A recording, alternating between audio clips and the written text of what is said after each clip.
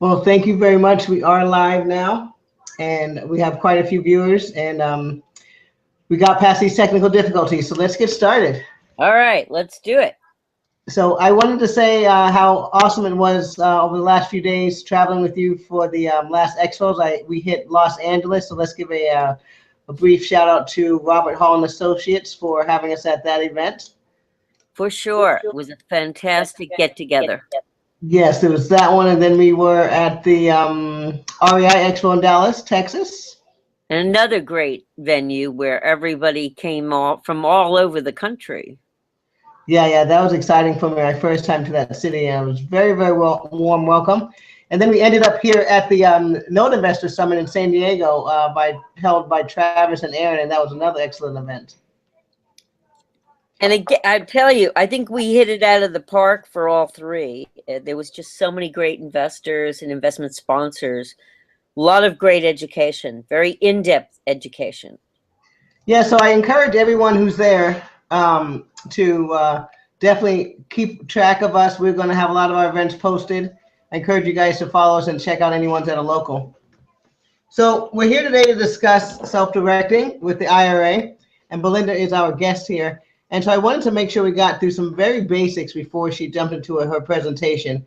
And a lot of us, just to get our brains thinking, I'd like to talk about who is a candidate, who may have an IRA and where they should look for one. So for example, first thing that comes to my mind is if you've left a job and you may have an old 401k sitting somewhere. But tell us a little bit about who you've worked with in the past. A perfect example, Belinda.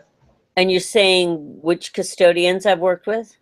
No, what type of clients? What's a typical person that comes to you? Where do they find that they have money? They end up saying, I left a job, or, where do they find this hidden money and then rolling it over to you? It's such a great variety.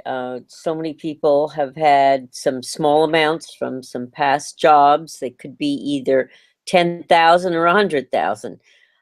There's others who actually start out with contributions of 55 or 6,500, and over the 5 years they can not only grow to 30,000, but imagine having returns of 8, 9, and 10%.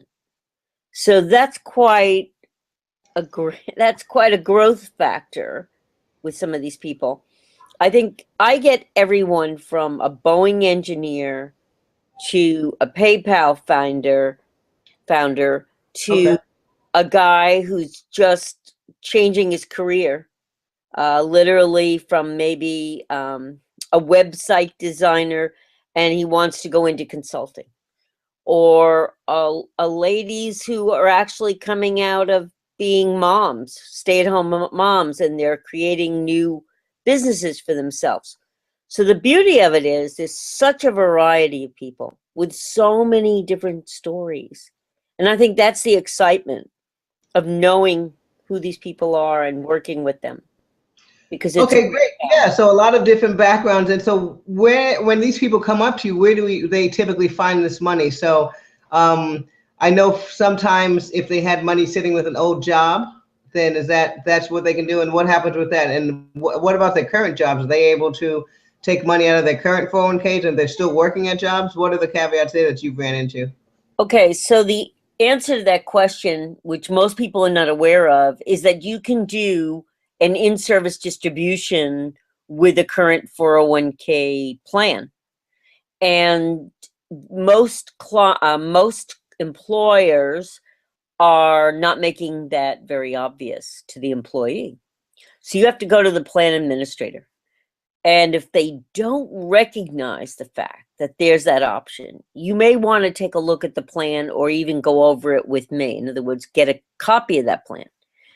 The other thing is that people who have gone over to new companies and brought their 401k into the new job can take that amount of money and segregate it from the new 401k and also roll it over onto a self-directed platform. So there's some really great opportunities there that most Americans are not aware of.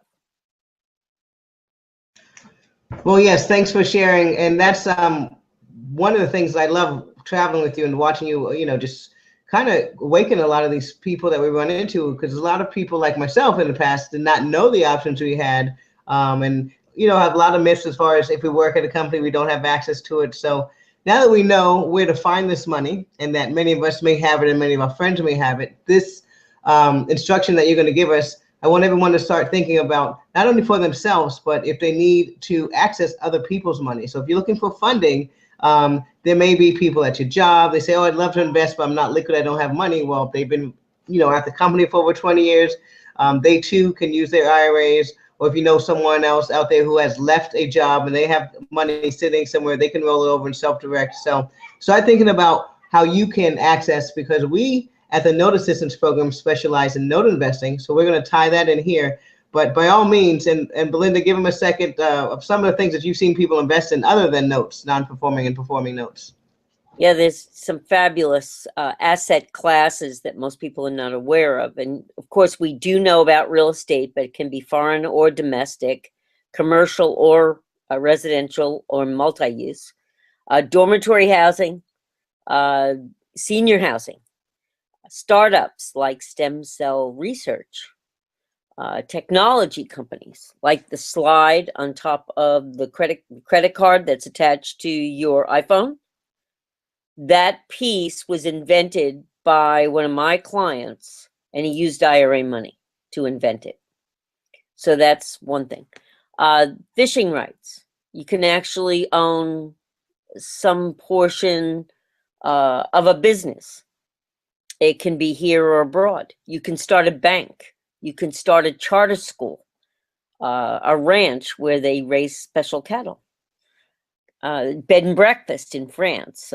I have two sisters who started the bed and breakfast business. So talk about a place where the creative mind starts to really put forth some great new ideas. This is it. People out there becoming entrepreneurs very quickly, because once they get hold of the concept and they utilize the tool, there's no stopping as to where they can go with it. So that's where I encourage all the listeners tonight. Think about what you love doing most and where you feel most comfortable as you're going through the educational process, and take hold of a piece of the $7.5 trillion that's just in IRA 401k money. Because I know Jasmine is. And that makes a difference. Am I right?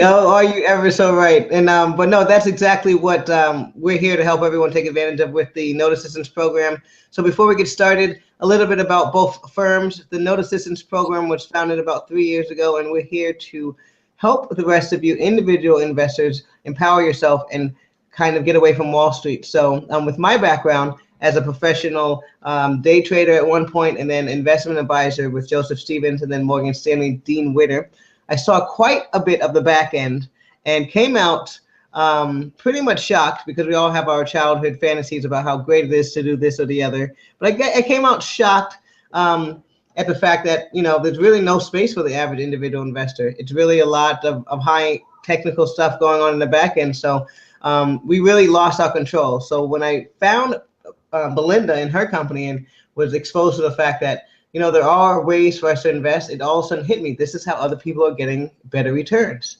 If you can go out and invest outside of a bond, outside of a stock and NASDAQ, then and you may have other opportunities to invest and get higher returns. A lot of people are taking advantage of that. So Notes is a vehicle that I found to be successful with. I invest in non-performing and performing notes.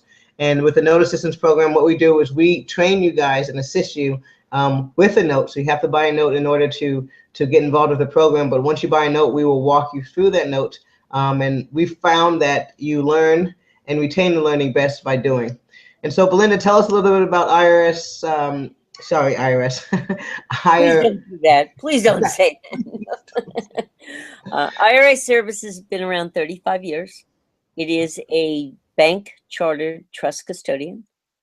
We have some real in-depth expertise within the staff. Our note guy on staff, Ignacio, has been performing the whole transactional process for 18 years, primarily, they were with another custodian, and we won him over about 4 years ago. And he's a phenomenal professional within this realm. He turns around all notes, and he has made a promise. You can actually fund a note once you've set up the account and the money is inside your self-directed IRA. You will have the note funded within 48 hours. That's guaranteed. So IRA Services also has, I would say, a really in-depth staff because they come from the investment field, and primarily, I would say mutual funds and private equity because of where they're located, which is the Bay Area.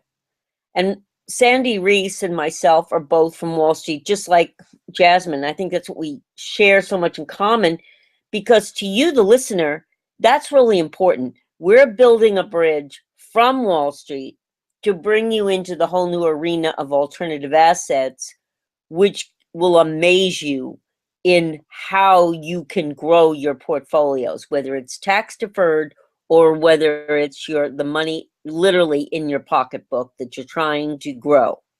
So that's a big part of this. So hopefully you're going to see from the presentation that we're going to bring forth the type of people that we are. We're all about, it's about the investor. It's not about us. And Jasmine has heard this, but she's also seen it. It's not about the company. I mean, I love talking about it, but it's how we perform. It's what we give to you, the client, because you do matter to us. That's what brings this whole That's one of the arena. things that sticks out for us with you. And so before we get started, I did have one question from one of the viewers. And I thought it important to bring it up before you got started and maybe in your presentation, but they wanted to know what's the difference between chartered versus non-chartered. You had mentioned that you guys were chartered. So there are many administrators that are out there. I don't think it would be fair to name them, but administrators do not have a bank charter. They do not have an actual regulator, a banking commissioner who actually comes in and performs a yearly audit. They are not under the compliance guidelines of a bank charter. And so there's also a lack of compliance with regard to clients' money being segregated from the operating capital of those administrators. And there have been issues in the past. One last year, a very prolific situation up in Utah was that one of the administrators actually stole $24 million from the client base. So that's not a good thing. So trust custodians truly have gone the full marathon to find out, in other words, how we perform is going to guarantee security for your account.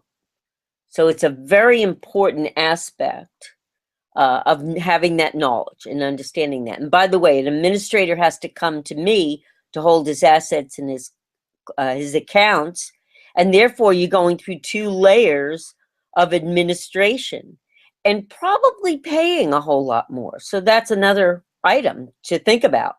And if you lower your fees, you keep your fees lower, which you will find out eventually in this presentation, your return on investment goes up, which is obviously something that you want. And I will tell you also that you can write your fees off your taxes. So it's those type of issues. Yeah, it's cool. It's very cool. All right, well, let's jump in here and get started. I know it's Saturday, so thank you guys for taking the time out to hang out with us here on this Google Hangouts and the live webcast. But Belinda, work your magic. Show us what you got. All right, so you want me to do my screen share, don't you? Yeah, screen share would work. All right, let me see what we've got here. Hold on. It's in the top Bear with left-hand corner. Yeah, no problem. Okay, let me see if I can do this again. Okay, don't forget, I am not a techie, so... You're doing fine. Most of us are relaxed right now on a couch or in a blizzard. You gotta I forgot all about that. I forgot all about that. Oh, what luxury. You must be in Southern California forgetting about the blizzard. Yeah, I'll tell you what. I was watching the news though. It's pretty serious what's gone on. All right, Yeah, I hold got quite a on few photos. 1 second Okay. while I get this thing working. All right, no problem. For those of you that are out there in New York and stuff, just to let you know that I sympathize with you. I have a cousin in Delaware, and the photos he sent me were quite amusing. And then, of course, New York and New Jersey. So there should be a green button in the top left-hand corner. All right, here we go. From the Awesome. start. There it is. You got it? Yes, we're live. All right, let's go. Let's move.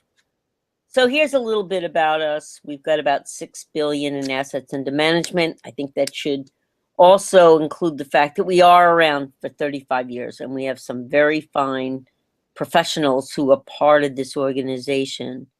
And the other thing I want everyone to remember is this. We are not the big 800 number that you stand online for. We are very accessible. We are also very approachable. And at the end, I will give you my direct number and my email, so you'll have that. And I'll also give away a book, Jasmine, called Leverage Your IRA to your audience. Would that be good?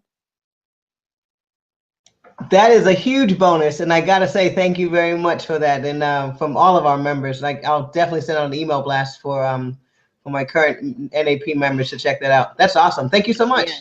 Thank you. The author of that, Matt Allen from North American Savings Bank, has provided that we are the exclusive custodian to give that away. So it's a really big part of the presentation because it's going to be an educational piece that's vital to the listeners. They want to be able to know that they can leverage up to 70% of their project with a non-recourse loan, and I'll explain that in a little while. This gives you an idea of what a self-directed IRA is. Just for the listeners, you can go to Wall Street, Schwab, Ameritrade, T. Rowe Price, Vanguard, Fidelity, and the only thing that they truly want to sell you or provide you with in terms of product has to do with Wall Street. So you only own or can buy 2 asset classes. And basically it's stocks and bonds, equity and debt. But when I learned about this 15 years ago, that there are 27 asset classes, needless to say, I became extremely excited because I had learned that you're allowed to take any type of asset in the world with only 2 exceptions and place them inside of a tax-deferred account. And of course, Wall Street's not going to put that out on the, CNBC News or Fox Business or a number of other networks. They're not going to give you that information. So that's one of the reasons why we have the passion to bring forth this story. So Sandra provided me with these great slides, and as everyone can see, the S&P 500, the Dow, the NASDAQ, and hopefully you're taking note of that there's been, we've had bull markets, but how much of that is reflected in the average American portfolio? And I can tell you, I have 2 nurses who recently came over to do self-directed, had $250,000 and $500,000 saved after 38 years. And at Fidelity, they were only actually generating 2.3 to 3% return over those many years. So imagine having saved all that money, and yet these institutions could not generate higher returns, which is just unfathomable to me. And Jasmine, I know you agree with this because you have seen for yourself coming out of Wall Street.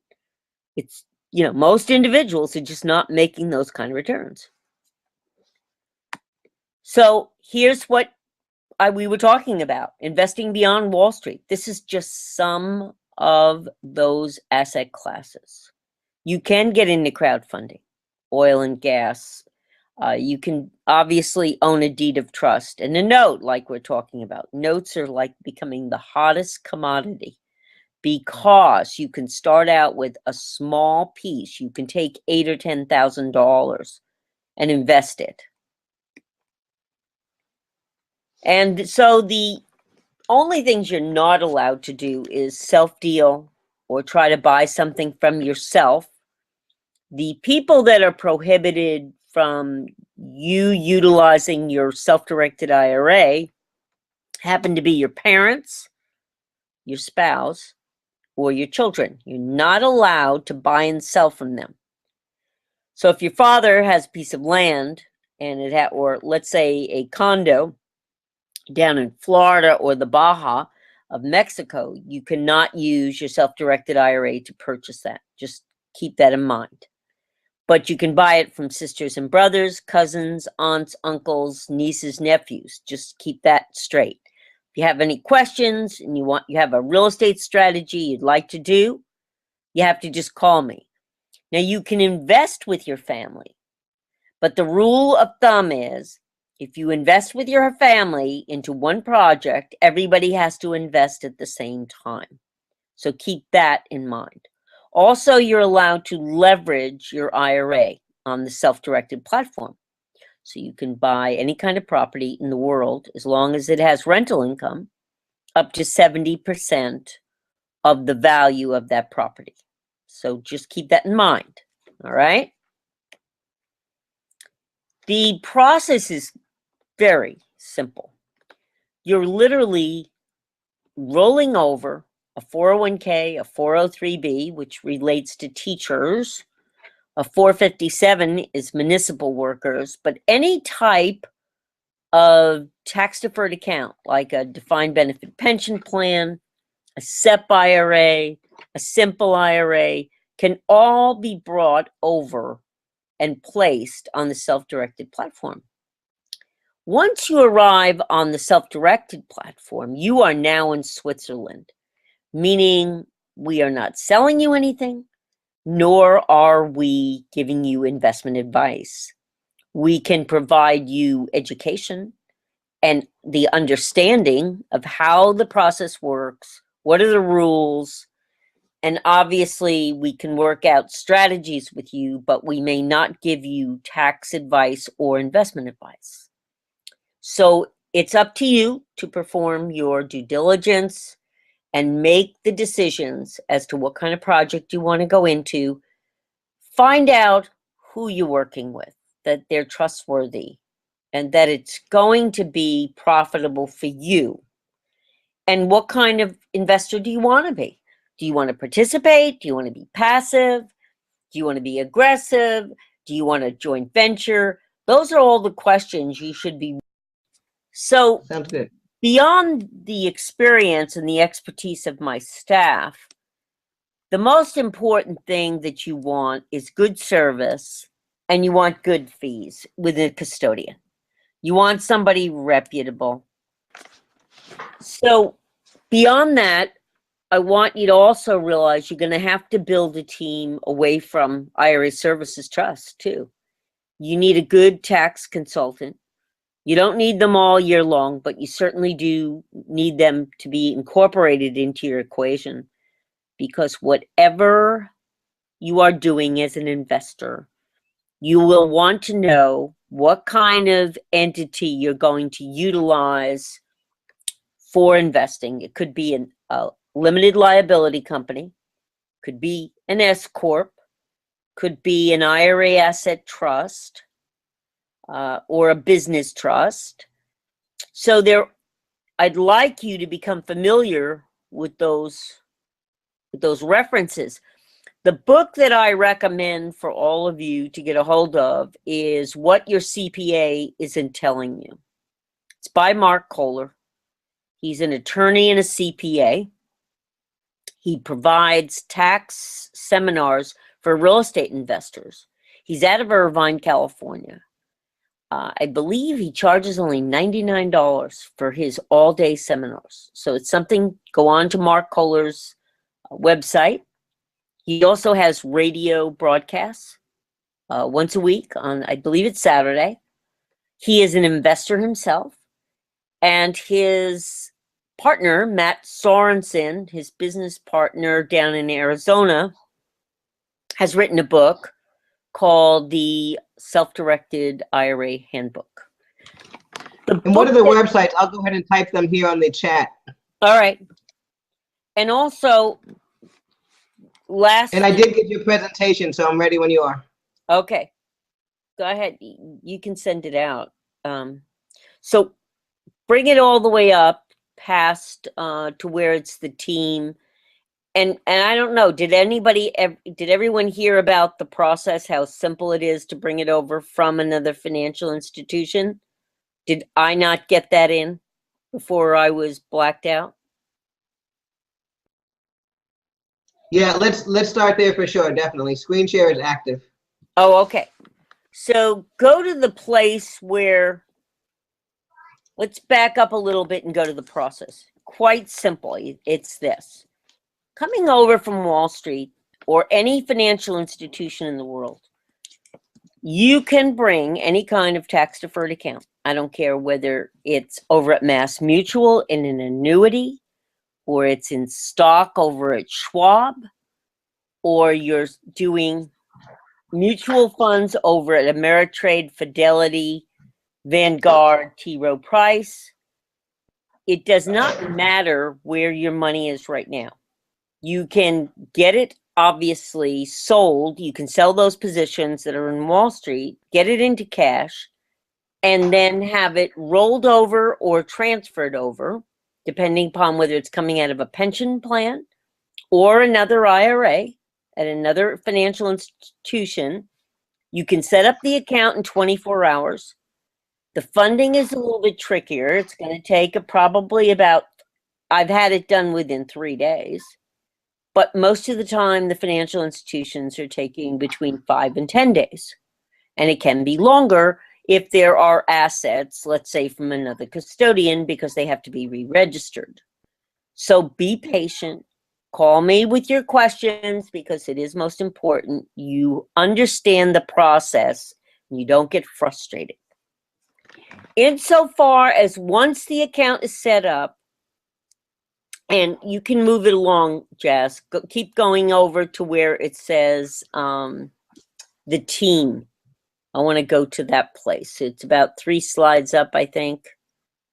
So I've already told everyone we don't provide any kind of investment advice, nor do we provide any type of, we don't sell you anything. So you are truly in the Switzerland of the investment world. And that's where you want to be. You want choices as to where you can invest your tax-deferred dollars. So I was talking about the team sport. See, you need an attorney at times, like a real estate attorney or a securities attorney if you're doing private stock, because people do launch new firms like stem cell research. Or perhaps there's a charter school. Or perhaps there's a group of doctors that are trying to create some new type of research for cancer. Believe it or not, people have put their money together, and that's how they have launched new companies. So it's a very fascinating, and yet most people don't realize they can be part of that. It's very entrepreneurial, and that's what the note sector is so exciting, because you're getting involved with real estate, but you're also setting up new hope for homeowners. And it also has changed neighborhoods and communities simply because owning homes, owning condos, or whatever type of housing is involved, you can make a difference. So that's very important to know. Obviously, a good custodian. You may definitely maintain your financial advisor if you so choose, or you can become quite independent at this point in time, so that you have a lot of choices. Go on to the next slide, Jazz. Okay. Thank you. So just know the custodian's role. We're there to hold the account and also give record keeping. Keep going. Let's go. Because I want to try to keep this a little bit shorter so that we don't get bogged down. Okay. All right. I've already Yes, told ma'am. everyone we don't give legal advice, we don't give tax advice, but I do educate you. So feel free to call me. I've had 15 years of experience in compliance within the alternative asset world. And I've also a registered principal, if that helps.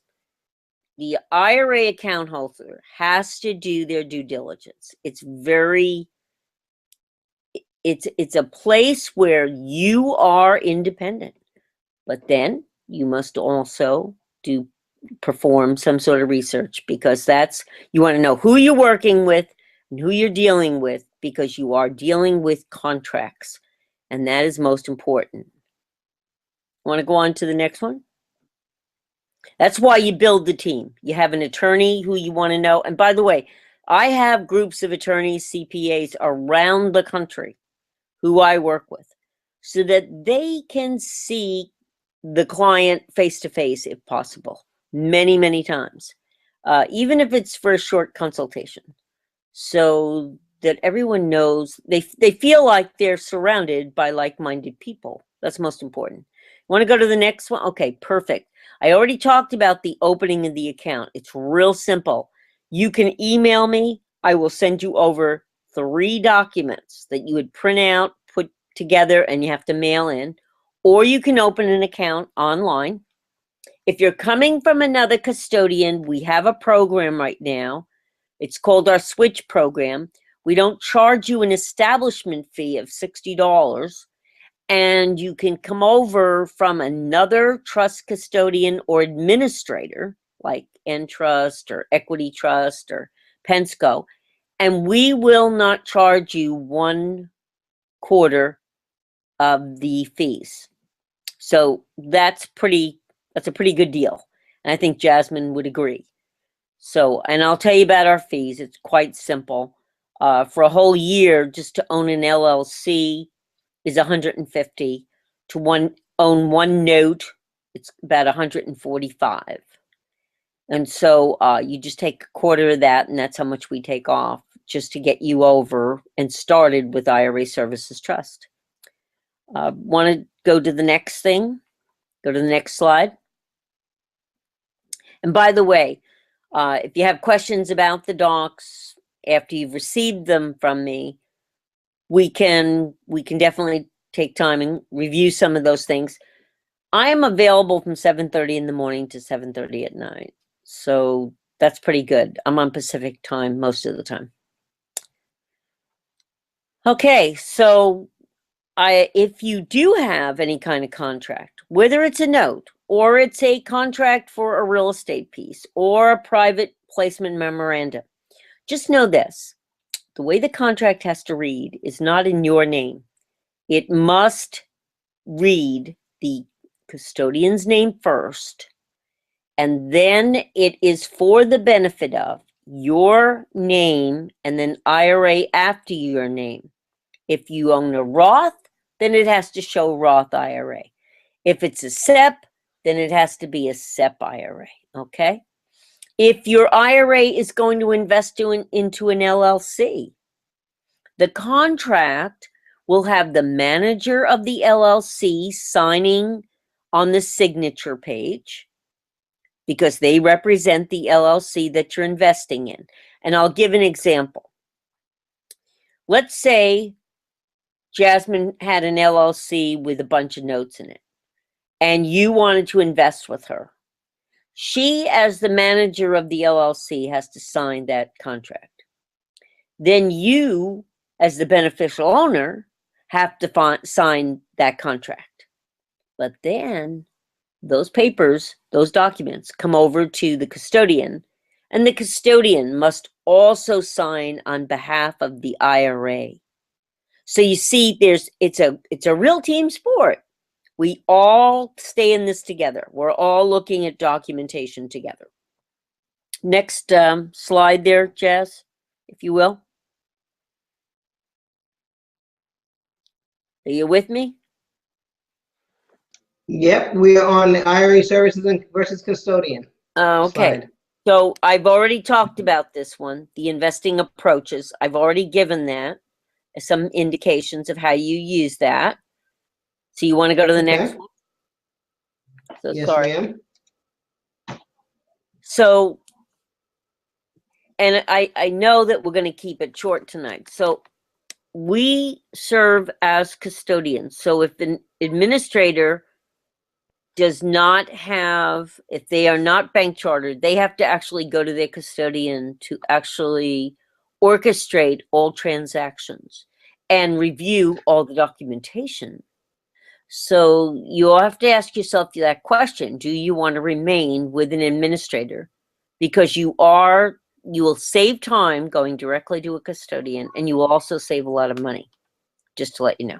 If I may step in, here's some of the advantages that I found, at least when it comes to my safety. So one, yes, as far as the speed of the transaction was always a lot quicker with a direct custodian. But for me, and you correct me if I'm wrong, Belinda, I always thought at night, you know, when you always get your worst nightmares, I would always think to myself, well, an administrator can reinvent itself anytime it gets in trouble. They can maybe go in and change their name or something. But once a custodian gets in trouble, correct me if I'm wrong, they have to stand up and clean things up and make things right before they can continue on with their business, which for those of us who are seasoned investors, that's pretty comforting. But is that correct? That is absolutely correct. Custodians are held to a very high standard of care.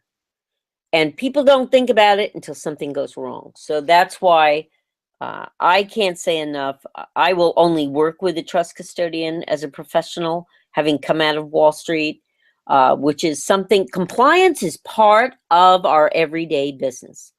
Therefore, we're watching out for the investor, plus the fact we're watching out for ourselves as a firm. We want to provide the very best service and information at all times. And if they can't give it to you, then you're paying fees and you're not receiving what you should be getting. It's kind of like giving your money over to Fidelity and they're not producing returns which are going to grow your portfolio. I mean, those are the questions I ask everybody. Is that fair? Would somebody pay you if you're not producing? So I say the same thing to every investor, to every client. It's so important. And the other thing is truly reach out for other educational seminars and venues that are coming up in the near future. February 3rd, Jasmine, I'm going to be in Glendale at Robert Hall and Associates, and we will be providing an attorney. He's a real estate and trust attorney, plus the tax expert, Tony Watson, will be there answering questions all about people's taxes and how they're set up as small business people, but in most of all as investors. And then I'll be providing the self-directed piece, and we are actually going to focus on trusts, business trusts. So there's lots of protection, and obviously it's a 2,000-year-old vehicle that most people are not aware of. And we know that there's a guy out in Mississippi, Walter Wolford, who is the trust. He is like the guru. But also, just recently, by the way, Jazz, Ward Hannigan is a big trust Walter's guy going to out be here. in, Yeah, he's are you going to saying be Walter's going talking. to be in Glendale? Yeah, he's going to be here in San Diego talking at two of You the got real to tell estate investment me. group. Yeah, you got to let me know. We're working very closely with him over the last couple of days to set up some websites and stuff for the cruises. But I love Walter. I do highly recommend you going to his website as well. I have a question from an audience member here that wants us to go back to slide 8, which I pulled up here real quickly. Okay. And so if you can give us just a few seconds again on self-directed investment process. And so I guess let's use a note as an example. Let's say someone started at the top of the circle and they said decide on the investment goals and objectives. So they wanted to buy a note. Okay. They would educate themselves on the note. Walk us through that one more time, please. All right. So once they have designated what type of an investment they want to get into, we would turn around and obviously establish a new account. And so I would email over the documents. They would fill them out, send them into headquarters. It could take 1 day, it could take 2 days, but we do establish the account once it arrives at the office that day. Mm-hmm. Then there's a transfer request for if it's coming over from another custodian or administrator, it's a transfer. And the transfer Gotcha. request has a signature guaranteed attached to it. So it would actually authorize the other financial institution where your funds are currently held and move them over to our platform. If there's a rollover, meaning there's a pension plan, a 401k, a 403b, a defined benefit pension plan, then we consider that a rollover. And so those institutions are requiring you to go to them and sign their document to facilitate the rolling over of those monies onto our platform. So there's a rollover and a transfer process depending upon where your money currently sits, to be That clear. is correct. That is correct. Awesome. And by the way, when I send out an email, Jasmine, it incorporates both of those explanations. So clients are Okay. not sitting there feeling like, well, great, you sent me these docs, but you didn't explain it. But I do. I really do go into an explanation. Once those Okay. monies arrive over, then we have a contract. Jazz, then you would show us the contract for the note. Right, and this is kind of where the note assistance program steps in. We actually will work hand in hand with someone like Belinda and making sure your paperwork is correct when you submit it the first time, to submit it, to avoid any type of delays. When she gets it, she processes everything. Once the money arrives, we will then submit to her the contract, the mortgage loan sale agreement, which you would sign once you find a note that you're going to buy. Assuming we've obviously already done due diligence on it and everything. We send over the mortgage loan sale agreement in addition to copies of the AOM, which is the assignment of mortgage, and the allonge. And then we would also send an invoice for any additional fees that need to be paid while processing that. For example, the note assistance program fee can be paid out of the IRA fund as well. So we submit the invoice and typically a form from you requesting that the funds be paid. And when working with Belinda, it's usually about 3 days, if that, 2 to 3 days later, funds are wired and you've got yourself your first investment. And I think we should also make note here, Jazz. So many people think, oh, it's coming over from Wall Street and now it's going into this other arena. Does it say tax deferred? And the answer is absolutely. It stays tax deferred. And that's the benefit. That's the genius of this. I mean, when you're looking at a note that may already be giving you more aggressive returns than you're dealing with on a bond or a stock or just a savings account. So even if you got an 8 to 10% return on a note, and now to enhance it by having it within this vehicle, that's where, to me, I see the benefits. And when I start looking across the board at your neighbors and wondering how their retirement funds are growing so quickly and ours aren't, well, these are significant differences that are going to impact your bottom line. Without a doubt. Listen. Time is money, money is time. So understand, the faster and the quicker you move forward and you position yourself in this marketplace, this is where the hedge fund guys are now. This is where the venture capital guys are. So if they're looking at everything that we do, we know that we're in the right spot because they only look at the highest returns in the whole country or in the world. So that's pretty significant. So anyway, should I give my my contact info? Yeah, let's do that, and then let's wrap it up. I really want to thank everyone for stopping by. This is our first live cast. We're going to have many more this year. Belinda has agreed to bless us with at least 2 more. It's going to be a 3-part series. So if you guys have any specific topics you want to have her address for the next 2, please go ahead and let us know via email. Or here during chat, because the questions do come over to us. But yes, Belinda, how would we get in touch with you now that we're all ready to roll over and transfer our retirement funds? All right. So they can actually email me at bgsavage, that's B as in Bravo, G as in George, my last name Savage, 800 at gmail.com. My phone number in my office is 487-1124. I am available from 7:30 in the morning to 7:30 at night. And if you're on the East Coast, I want you to realize I am not up at 4:30 in the morning. So be careful when you go to put that phone call together. We did have a few last minute questions coming in. For those who are still around, it says one gentleman wants to know if there's a limit, and I believe that would be a limit towards how much you can contribute each year if you're starting a new self-directed fund. Okay, so traditional and Roth are 5,500 if you're under 50, 6,500 if you're over per year. But if they have any kind of self-employment, in other words, employment on a 1099 basis, or they're self-employed, they can contribute up to 25% of their income per year in a SEP, and that even constitutes up to $53,000 per year.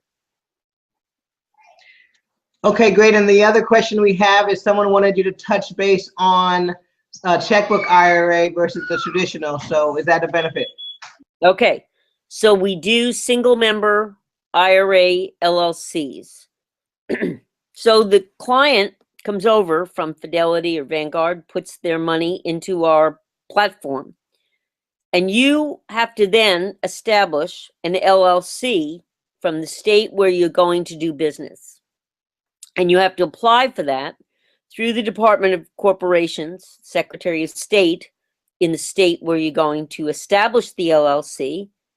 But you must also present certain documents to our trading platform, because we have to see what kind of asset you're setting up. So you would actually email over the formation, the articles of formation or incorporation of the LLC, the operating agreement, and then a signature page to our compliance department. And I would give you that information. I would even go, I would work with you. And once that's sitting on our trading platform, and let's say you're going to do notes, obviously, you would authorize us to take your IRA funds and place them into the LLC. Well, if we're going to place funds in there, you're going to have a bank account. So that means you've got to establish a working bank account somewhere. I would recommend a regional bank or a credit union, because they are much more desirable for small business people. So now you are really set up to do what is called checkbook control, keep good records, and obviously understand you are running a business, because at the end of the year, we will ask you for evaluation of that LLC. Does that pretty well answer it, Jazz? Yeah, we love that. And as far as the checkbook control, that's the one where they do not necessarily have to, when they approve a deal, then they can just go ahead and write the check, correct? That is correct. One of the benefits. Their corporations, their investment corporation, they are now in charge, but they also have to know there's responsibility there. So that's why I caution. Okay. That's all. Okay, wonderful. Maybe we'll do another webinar on the checkbook controls. We'll incorporate that on a separate time. So if you're available, we'd love to have you. Yeah. Let's do that versus the IRA asset trust. We could do the comparisons of the two. Yeah, definitely. So let's meet up here. We'll get your book. We will blast everyone out. Thank you guys for attending our first webinar and being patient with us. We are going to get this live online. For those of you who missed it, you can go back and watch the archived taped portion of this. And Belinda, we will see you back here again. Have a great Saturday. Thanks again. You too. Jazz, thanks a lot for having me, honestly. Yeah, my pleasure. Belinda's information is located on the right of the screen in the chat as well. So have a good night, guys. Take care.